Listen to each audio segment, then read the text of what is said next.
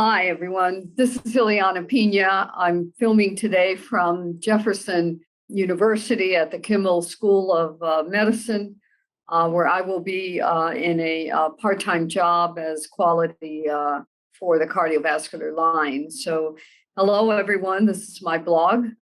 We've chosen today to talk to you about an interesting topic and a topic that we see a lot in heart failure patients, and that's iron deficiency. There's been a lot written by the Europeans about iron deficiency, telling us don't only look at the hemoglobin to make this diagnosis of iron deficiency, but take a look at the ferritin and take a look at the transferrin. And if the ferritin is below 100, or if it's a little bit higher, then look at the saturation of transferrin, and that's how you're going to make the diagnosis. Now, why is it important? Because anemia and low iron really does affect the patients.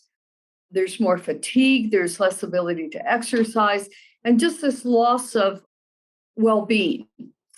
And we have now turned to using IV iron quite commonly because we know that the oral iron that we're so accustomed to giving, this iron sulfate, doesn't really get absorbed very well. And I've had patients on iron sulfate for years and nothing much has changed. And so IV iron seems to be delivering what the patients need with really some excellent results. There have been at least 3 large trials, a couple of them still ongoing, that have been looking at iron supplementation with IV iron. And some of them show like quality of life gets better, activity gets better, but not mortality. Mortality really hasn't improved.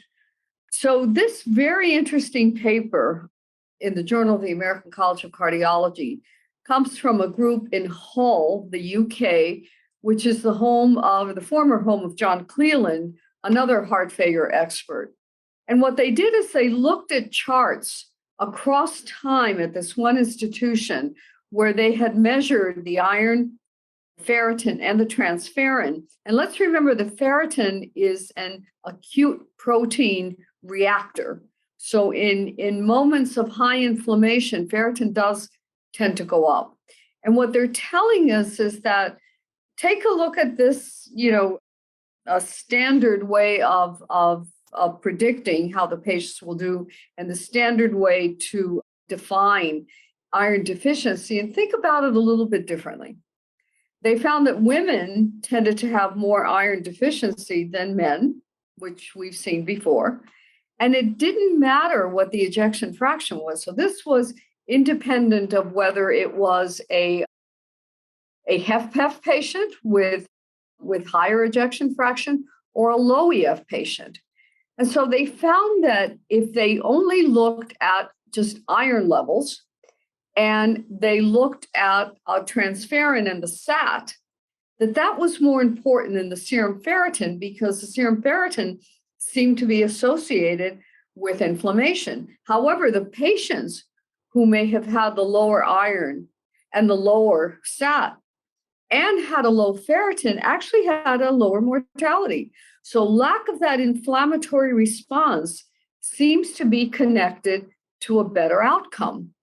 Well, along with this paper comes a very well-written, knowing the author very well as I do, editorial, Maria Rosa Constanzo, who has had a long interest in iron and anemia, both in heart failure and in transplant patients.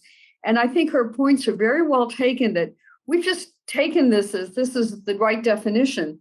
We need to maybe go back and look at all these other trials that we've done, maybe the ones that appear to be negative, and redefine iron deficiency, that we still need some work, because iron is a very important substance, not just in hemoglobin, but a lot of other enzyme functions, which she details very nicely in her editorial, have iron as one of its cations.